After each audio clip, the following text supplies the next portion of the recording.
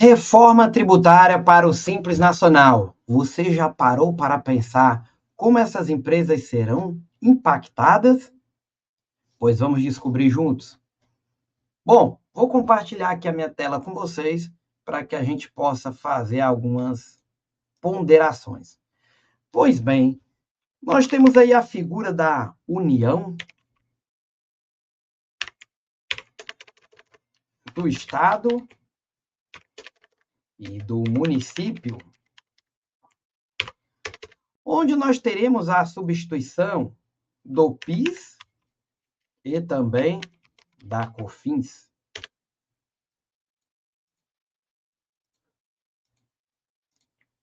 Do Estado, o ICMS, e do município, o nosso ISS. Então, na reforma tributária, nós teremos aí de imediato, praticamente, né, seguindo o cronograma que nós vamos falar em outro vídeo, a substituição do PIS e da COFINS pelo chamado CBS, Contribuições de Bens e Serviços. Então, nós vamos ter a substituição do PIS e da COFINS pelo CBS. E o ICMS e o ISS, nós teremos o IBS.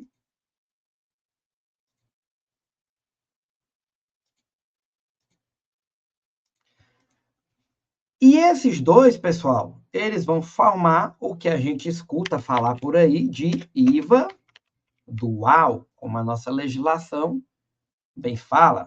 Vou colocar aqui para vocês. Então, nosso IBS e o nosso CBS vai formar o IVA dual. Nós também temos aí a figura do IPI, da União, né? Que também formará o imposto seletivo.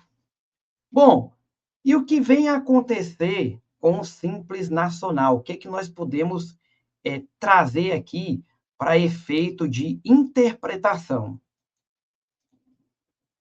Bom, ele vai continuar existindo, o Simples Nacional vai continuar, mas com algumas mudanças. E quando a gente fala desses tributos, nós vamos falar, por exemplo, do lucro presumido, que nós estamos falando de IRPJ e CSL, e também do lucro real, que também nós estamos falando de IRPJ e CSL. Pois bem, o Simples Nacional, assim como esses outros regimes, vai continuar existindo. Mas o Simples Nacional, nós temos aí os nossos tributos de forma unificada. É diferente quando a gente fala do lucro presumido, do lucro real, nós estamos falando de IRPJ e CSL. Mas quando a gente fala do Simples Nacional, nós estamos falando de vários tributos, como PIS, como COFINS, como o próprio IRPJ, a CSL, o ISS, o ICMS, a própria contribuição previdenciária patronal, dentre outros, né, pessoal? IPI, dentre outros. Bom, então, o Simples Nacional ele vai continuar existindo, porém, com algumas mudanças. O Simples Nacional ele vai poder continuar da mesma forma unificada, com alterações muito singelas das suas alíquotas, que já está aí em atualização nas suas tabelas. Mas são valores ínfimos, que não têm muita mudança. Então, nós conhecemos agora esse Simples unificado, que nós podemos chamar de Simples por dentro. Como assim, professor? Então, agora nós vamos ter dois tipos de Simples Nacional? Exatamente. Nós vamos ter o que nós chamamos agora de Simples híbrido, onde nós temos a figura do Simples Nacional, que você já está acostumado, que é o Simples por dentro, que vai ter uma pequena alteração na tabela, e agora nós podemos chamar de Simples normal. Teremos essas duas opções. Ou Simples por fora, como você preferir, tá certo? simples por fora. O que quer dizer isso? Para fornecer créditos para o adquirente, porque o adquirente vai começar a fazer essa conta na ponta do lápis, o Simples Nacional, que for por dentro, ele vai oferecer aquele crédito que ele pagou por dentro, ou seja, é um crédito muito pequeno para os fornecedores. Então, o Simples Nacional, ele vai precisar estudar para ver qual a melhor forma dele trabalhar. E aí ele vai ter que começar a pensar. E aí o contador vai poder ajudar ele, o consultor vai poder ajudar ele. Ele trabalha com B2C ou B2B? Ele trabalha vendendo de forma preponderante para as pessoas físicas ou para as pessoas jurídicas? Porque se ele estiver trabalhando, via de regra, com pessoas jurídicas, eles vão perguntar pelos créditos. Cadê o meu crédito? Ah, mas esse crédito é muito baixo. Então, ele vai começar a fazer esse tipo de pergunta que nós estamos fazendo essa análise. Então, ele vai continuar apurando no Simples por fora, com todos os benefícios do Simples, porém, o PIS e a COFINS, que faz o CBS, o ICMS e também o ISS, por fora. No caso, CBS e o nosso IBS. Então, agora vai existir dois tipos de apuração do Simples Nacional.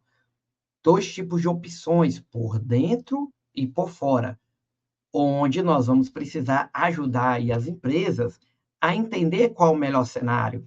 Está gostando do vídeo? Dá um joinha no nosso canal, compartilha com os colegas, para que esse conteúdo possa chegar a mais pessoas. Então, quando a gente fala do Simples Nacional por fora, agora ele vai ter a sistemática da não cumulatividade, o débito menos os créditos, assim como a empresa do lucro presumido e do lucro real. Só que aqui, sendo do Simples Nacional por fora, sendo assim, ele vai conseguir fornecer um crédito maior para o adquirente. Então, aqui, por exemplo, nós estamos aí, não temos alíquotas definidas, mas nós estamos aí entre torno de 26,5%, 28%. Usando pela prudência, o fornecedor terá um crédito aí de 28%. Lembrando que essas alíquotas não estão definidas, de 28%, juntando aí o CBS e o IBS. Então, o adquirente ele vai verificar se, comprando do Simples Nacional por dentro, o preço se equipara ao Simples por fora, que vai fornecer mais crédito. Então, imaginem a necessidade que as empresas, né, pessoal, vão ter agora de consultores que analisem essa situação. Qual é o melhor fornecedor? É melhor ser Simples por fora? Ou até mesmo é melhor mudar de regime tributário? Pode surgir essa dúvida.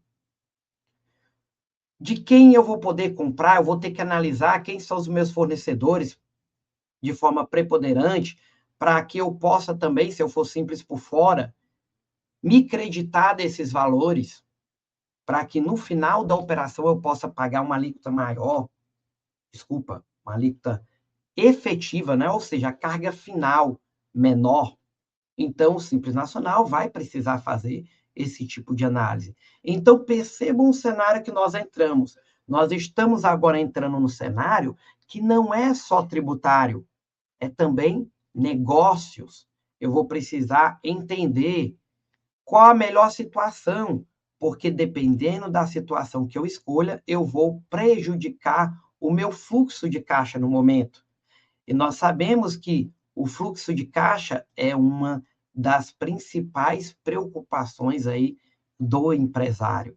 Então, nós precisamos pensar agora de forma estratégica como nós vamos poder ajudar os nossos clientes, se é melhor o Simples por fora ou é melhor o Simples por dentro. Percebam, então, pessoal, que agora as empresas vão precisar treinar muito bem o setor de compras, o setor de orçamento, o setor fiscal, porque nós vamos trabalhar bastante aí com fluxo de caixa. Então, vai envolver muito ciclo operacional, ciclo financeiro das empresas. Então, as empresas terão uma necessidade muito grande de consultores especialistas para que possam ajudar ela no mercado. Bom, vejo vocês no nosso próximo vídeo.